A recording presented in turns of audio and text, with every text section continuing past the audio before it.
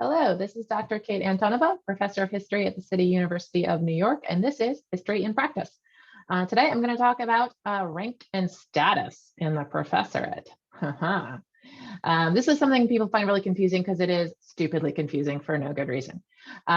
You have probably gone to college or at least watched movies about college, and you've seen people referred to as professors, and that's more or less describes somebody who teaches at college, right?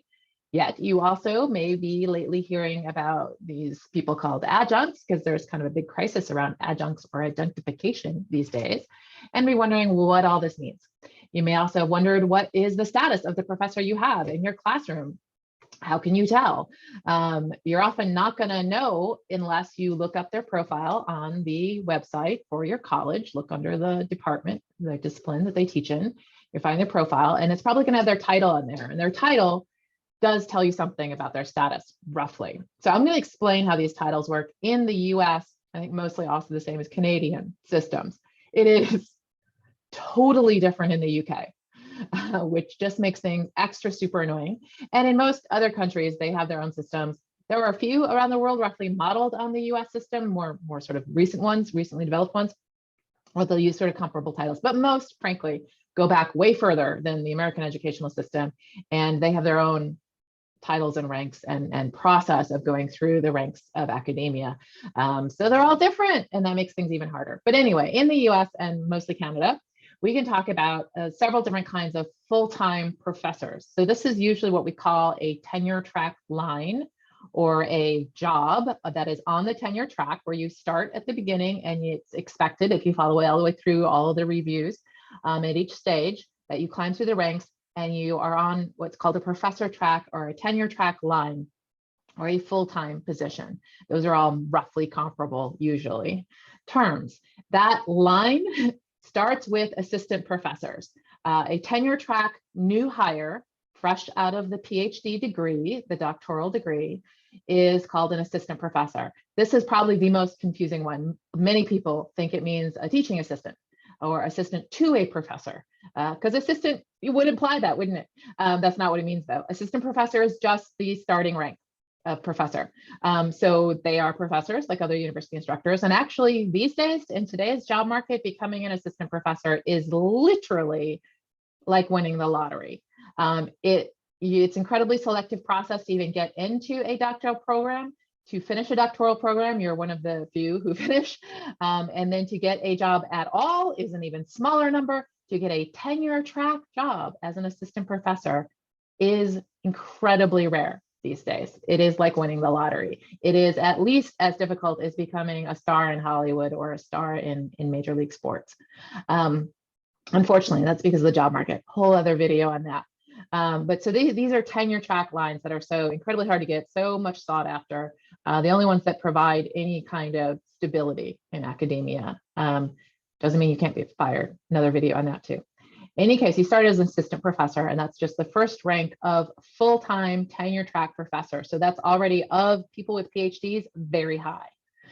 Once you get tenure, that's usually after between 5 and 7 years. You often will have a third-year review that's just kind of make sure you stay on track, because notice of any probable signs of difficulty ahead of tenure. But eventually, either 5 to 7 years on that track, you'll eventually go for tenure review. If you pass that tenure review, and I might do another video on that too, actually.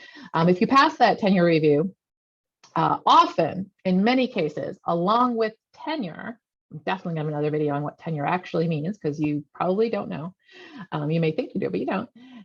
You become tenured, but oftentimes you also get a new title or a new rank, which is associate professor. Sometimes you have to go through a separate review process for promotion to associate and for tenure, but a lot of times, and increasingly today, they're combining the two in one major review process. So for the most part, generalizing, if you pass tenure review, you get tenure, you get promoted to an associate professor. Associate professor sounds kind of like associate attorney in a law firm. And yeah, it's kind of comparable, I think, in a lot of ways. It is a step above the beginners. You're much less likely to be fired. You have much more responsibility. You're paid a little bit more. That's really not what it's about. It's never about pay, not in academia anymore. But you have way more responsibility as a tenured associate professor. Then there's another step after that. This is not at any particular time, but when you decide because you believe you have established what you need to establish in order to get promoted, one more step, you apply for promotion to full, which means you're still tenured. You will always be tenured. There's no question of tenure anymore because you're already tenured, but you're moving up in rank from associate professor to what's called full professor. Full professor, the word full is only used to distinguish it from an associate or some other kind of instructor, because the title is just professor. If you see someone's profile, it'll say assistant professor or associate professor or just professor. Just professor means full professor. But crazily enough, if you're just addressing someone who's teaching in a college classroom, you address them as professor so-and-so, regardless of their rank, even if they're an adjunct or instructor or lecturer, which are the other terms we're going to get to soon. All of these people are correctly addressed as professor so-and-so if they're teaching in a college classroom, including people who don't have PhDs that are teaching in a college classroom. In the United States or Canada, we would say professor so-and-so. That's separate from the rank, which is equivalent to the job title. Title and rank are the same. But we would call the rank full professor, but the title would just be professor. I know, it's crazy. It's totally crazy. But all you really need to know is assistants first, then associate, and then full professors. So I was recently promoted to full, which is very exciting. So once you're a full professor, it means often still more responsibility. There are certain things that, for example, reviewing your colleagues who are going up for promotion that you usually need to be a full professor in order to do that. So there's certain greater responsibilities that only full professors can have. It's a really teeny bump in pay, marginal, barely counts. And it's a nicer title. That's about it. It's really the freedom from the main exciting thing, and I can say this having just gotten promoted to full professor. The best, most exciting thing about it is you're past the stage of having to go through these massive hurdles where you need approval by literally everyone in your profession to continue to do your job. We've been doing that since, kindergarten through full professor. It's like an endless path of writing papers and getting graded on them. Honestly, that's what it feels like. Once you reach full professor, and I'm 47, that's a fairly typical stage to get to that. You finally get to be a grown-up. That's what that means. Now, if you stay a full professor long enough, you'll become emeritus if you're male, or emerita if you're not. I don't believe we have come up with a non-binary title because it comes from Latin. For a retired professor. But if you retire, whether you retire at associate or retire at full, you would become a professor emeritus or professor emerita. We need to come up with a non-binary third, and I didn't take Latin, so somebody else is going to have to do it. Okay, so that's the kind of the line of ranks that like you've heard of, and they're sort of the traditional ranks of the American professorate. We call it the professor because there are different kinds of professors, right? However, the vast majority of people actually teaching in colleges and universities in the United States and Canada are lecturers, instructors, and various kinds of adjuncts. Most adjuncts are adjunct assistant professors. An adjunct assistant professor means you're the equivalent of assistant professor. You are every bit as qualified as an assistant professor on the tenure track line. They just choose not to pay you. That's what that means. Technically, adjunct means sort of temporary. You're just doing it for a while. The term adjunct was come up with for people who are just teaching a class outside of their regular career. Like when a famous politician teaches a couple classes in the poli-sci department, they would be hired as adjuncts. When a finance guy in Wall Street comes to the business department to teach the occasional night class on risk or whatever, he would be an adjunct, right? That's what it was developed for.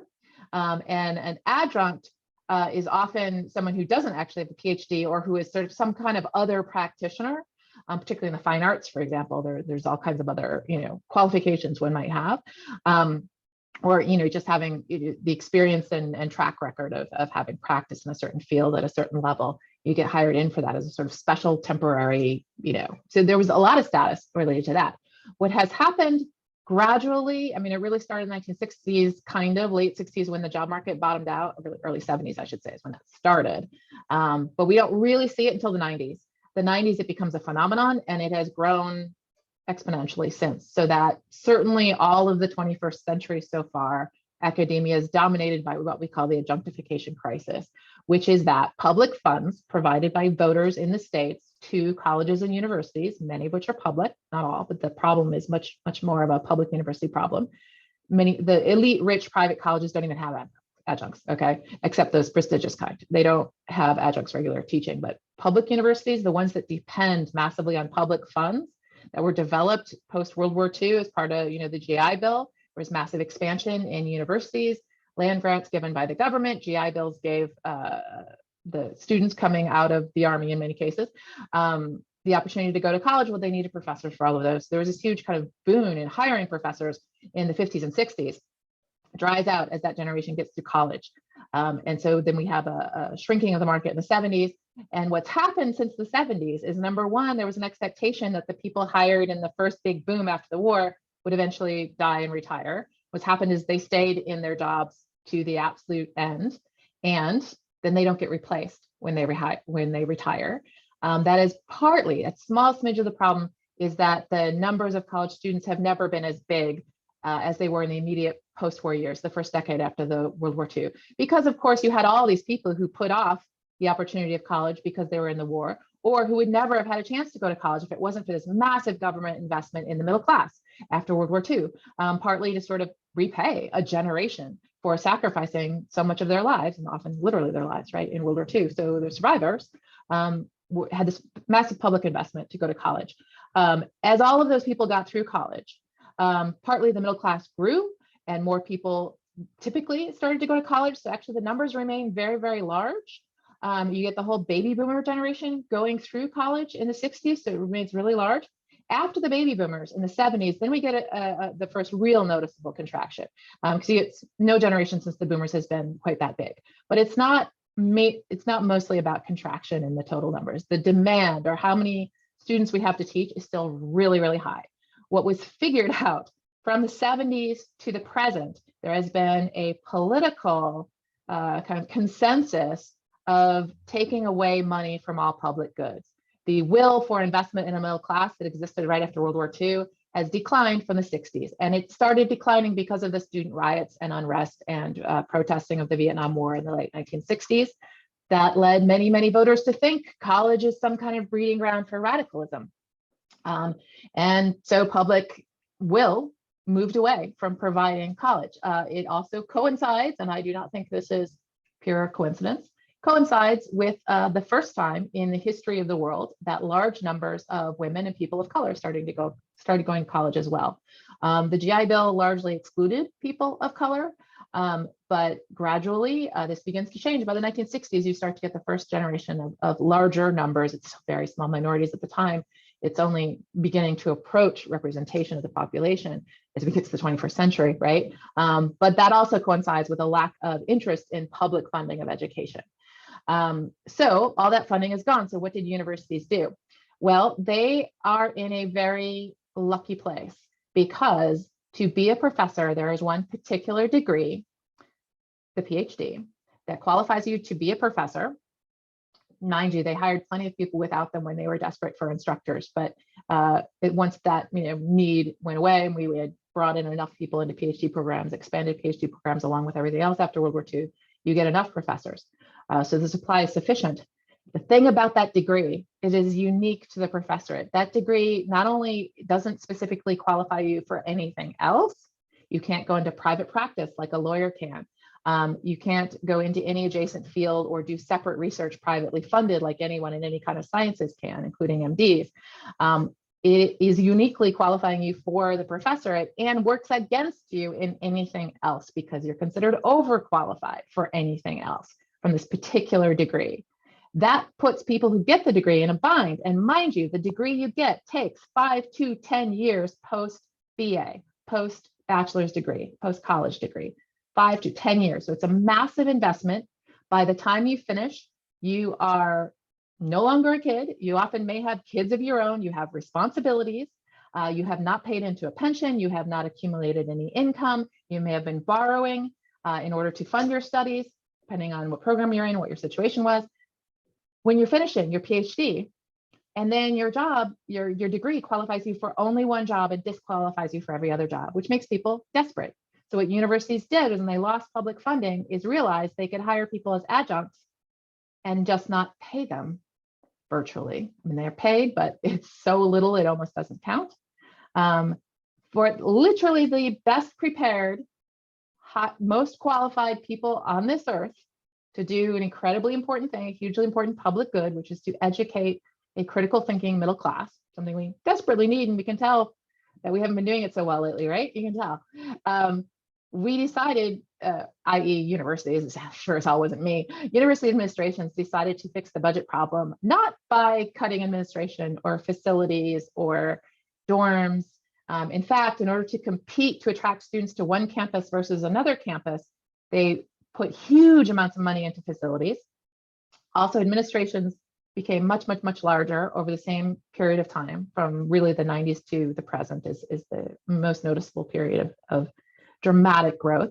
Some of those new administrators are really necessary. A lot of it is related to technology. A lot of it is related to various disability services, for example, to teaching and pedagogy, which was very much ignored at the university level until recently. And it's a very good thing that that's being addressed.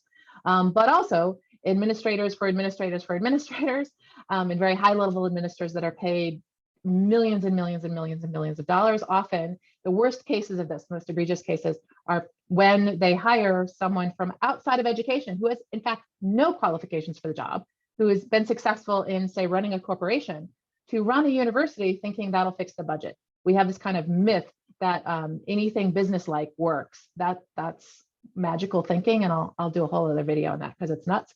But so we bring totally unqualified people who know nothing about the institution, who fundamentally don't understand the goals, in order to supposedly fix a budget that really can't be fixed, because the fact is the funding has been taken away. The funding comes from the public through voting, and the funding is simply gone. It's been taken away. It's not that there's been overspending or the accounting is bad that a business person could fix. That's not actually the problem. What needs fixing is public will to invest in education for the whole population. That has been what's changed. So these corporate people coming from another sphere of life can't fix that, but they are taking in huge salaries. Also sports draws in money, bringing visitors to the campus, but it also costs a huge amount of money. But the theory, at least, is it kind of draws students and draws attention to a college. Again, they're competing for students against other colleges who want the same students. Well, the same pool of students is in all of our colleges and universities nationally. If we think about it as a national system, right, there's no competition for students because they're all going to be going mainly to our universities. If you think about that giant pool of students, they all need to be taught, right? If you want to look at this in terms of supply and demand, which people do in a really simplistic and frankly inaccurate way a lot of times on social media, but the supply are the PhDs, and everyone will tell you we have way too many PhDs. Maybe a little bit, but mostly actually we have huge demand. The demand still exists since the baby boomers. It's pretty steady actually. We have a huge number of people who need to be educated, who want a college education and are paying, frankly, through the nose for public education because the public stopped paying for it. They need to be taught. Instead of having reasonable class sizes, each taught by a qualified human professor who is paid a living wage, let alone enough to, actually raise a family on, those days are long gone, but a living wage. Instead of doing that, and paying, administrators also a living wage, we pay administrators 2 to 10 times what a full-time faculty member makes. We reduce the number of full-time faculty to the bare minimum, and we have the vast majority of classes today in the United States. It is 75% of teaching faculty nationwide are adjuncts. They are not paid to prepare to teach. They are not paid to grade papers. They are only paid for the hours they are in front of a student, credit hours. They are paid very, very low wages for that. Something between, for one course, in some states where the cost of living is relatively low, it can be under $2,000 per course. In a big city, it might be $3,000, $3,500 per course. At the wealthier, but still often public universities that have a lot of adjuncts, it could be as much as, I think the highest I've ever heard of is $7,000 per course. For, other than, the rock stars who only had the title of adjunct for, the original reasons. But if we're talking about the phenomenon of a large number of adjuncts, the highest I've ever heard is about 7,000. You can teach up to 4 or 5, some people try to do 6 or even more classes per semester. Now, these people are more qualified than anyone else because the opportunities to get on the tenure track, especially since the crash of 2008, are virtually non-existent. So you have, for example, the last few searches my department has had for new assistant professors on the tenure track. We used to be able to do, 1 or 2 per year. I wasn't around for those happy days. In CUNY, that was really stopped in the 70s. By the time I got hired on a tenure track and the other people we've hired, it's one every few years, maybe. So when we do have these searches, it is extremely common for the members of the search committee doing the hiring to be less qualified on paper, fewer publications, sometimes less teaching experience than the people we're hiring. And we can only hire one. They are extraordinarily overqualified because there's no jobs. Nobody's getting any of the jobs. So the best job they can get is as an adjunct. And they are literally better qualified than most of the people on the full-time faculty who may have been hired at a far earlier stage when it hadn't gotten this bad, right? So I want to emphasize adjuncts are incredibly good teachers, incredibly highly qualified faculty. The vast majority of them, have PhDs from among the, the top 5 institutions for their particular field, and top 5 to 10 at most, and tons of teaching experience, partly because they're adjuncting. They've often already written a book or at least a few articles, sometimes also op-eds and other things like that before they've even gotten a job, which is crazy. Even in my day, graduating in 2007, that wasn't really that long ago, but before the big crash, you were expected to really start publishing after you got your first job. The dissertation was about finishing the dissertation for the PhD. These days, you're expected to do far more of that as a graduate student. And if possible, totally self-fund this somehow. How do you do that? How can you possibly do that before getting a job? So we're also losing many thousands of these incredibly qualified people because many people are just saying no, as they should, right?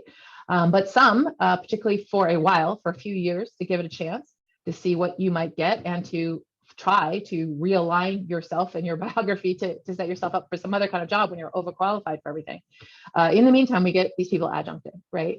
And so these adjuncts, 75% of the nation's teaching faculty are paid incredibly small amount if you actually break it down per hour for the amount of hours actually to do the teaching. And mind you, this is only for teaching.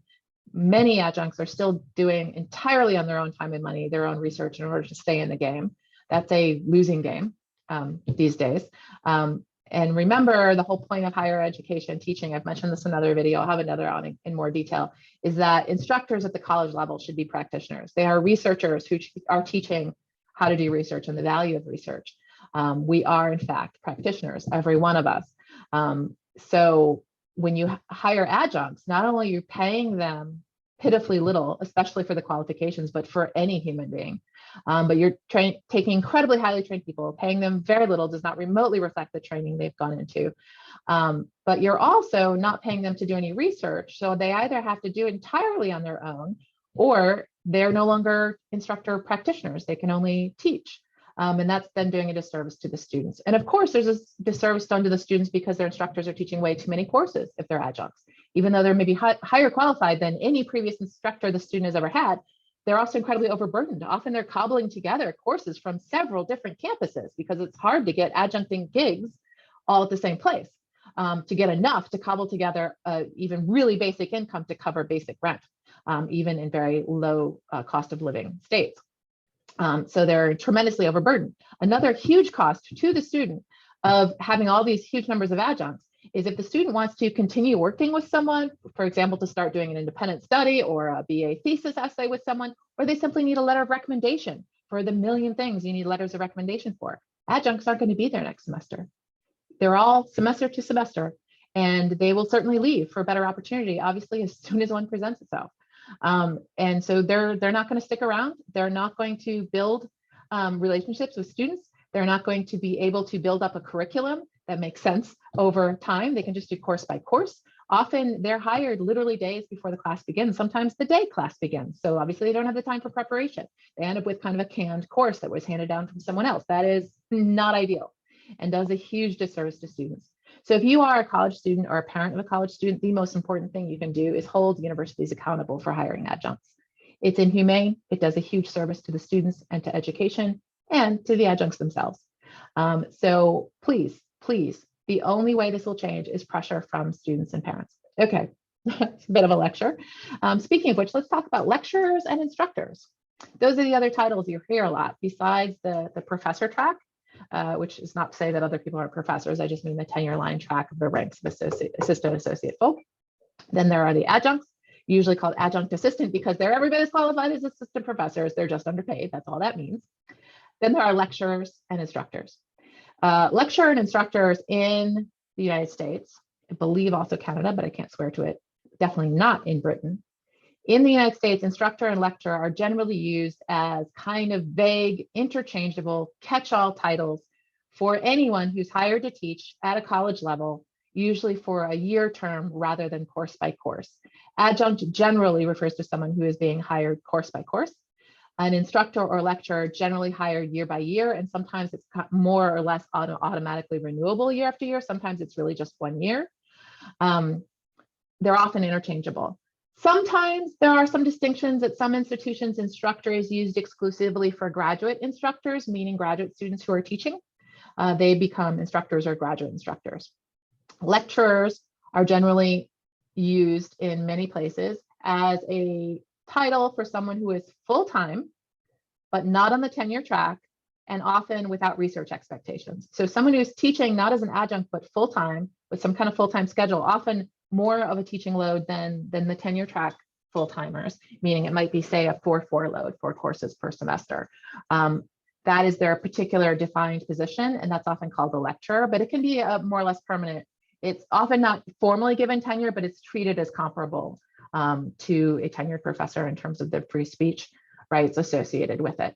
But sometimes lecturer is used kind of in place of adjunct. It doesn't always imply that much stability or protection, and it doesn't necessarily distinguish between a graduate instructor and a post-grad lecturer. It can get fuzzy in certain places. Now, in the UK, a lecturer is actually the equivalent to assistant professor, and you don't actually get to use the word professor until much later in a much higher rank.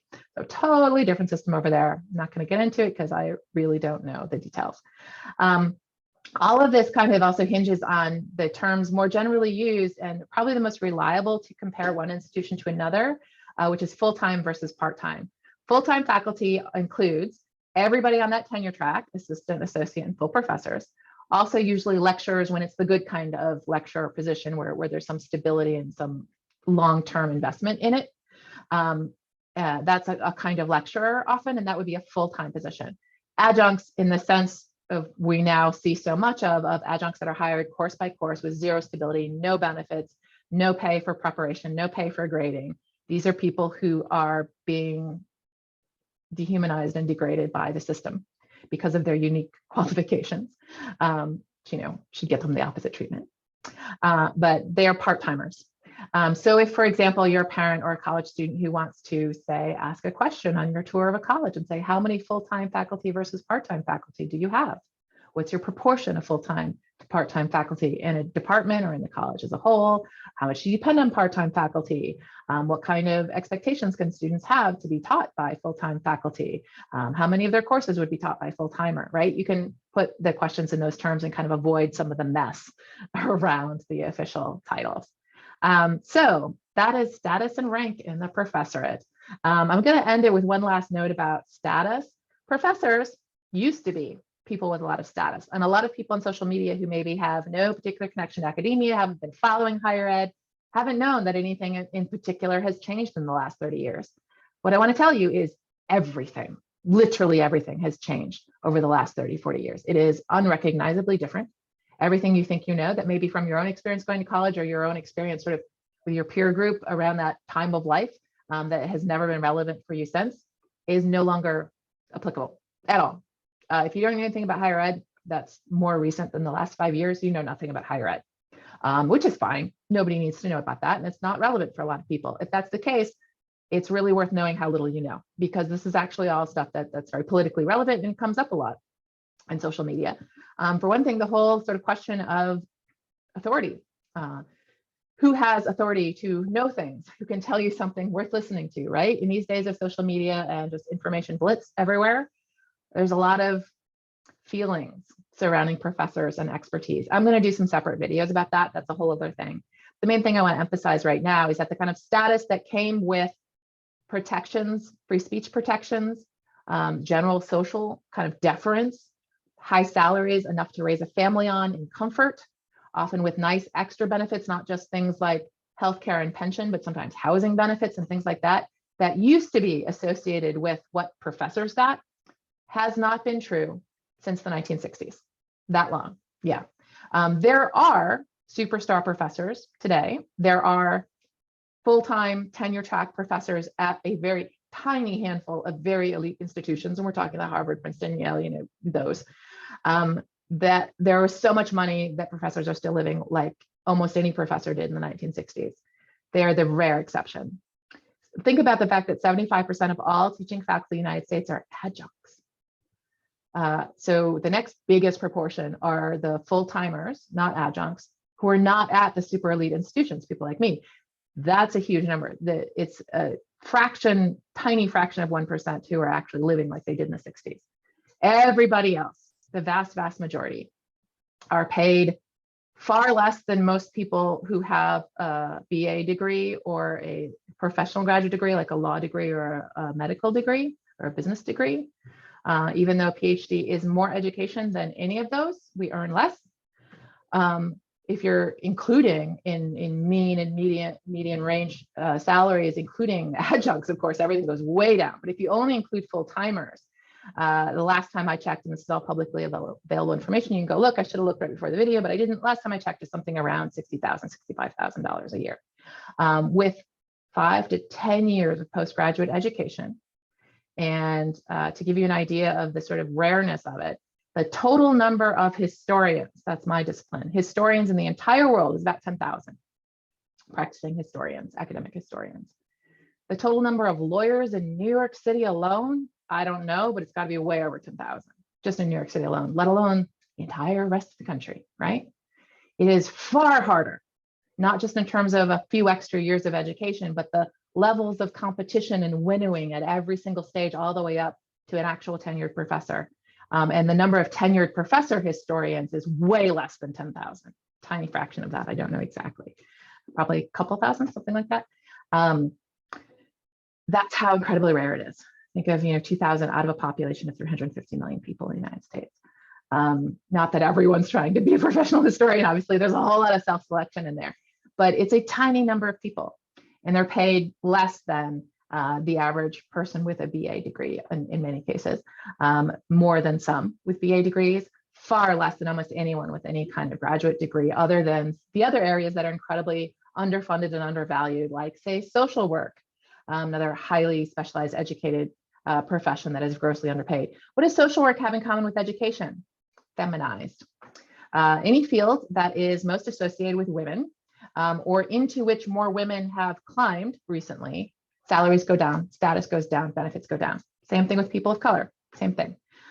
So status of the professorate and salaries of the professorate have dropped like a stone since the 60s, and that has coincided exactly with coming into the profession, not just into college, but into the profession of academia of women and people of color. And I do not believe it's a coincidence, and I'm not pulling that out of my ass. There's actual research on that, which maybe I'll have time to get into in another video, but I think that's been enough for now, don't you? Okay, thank you so much.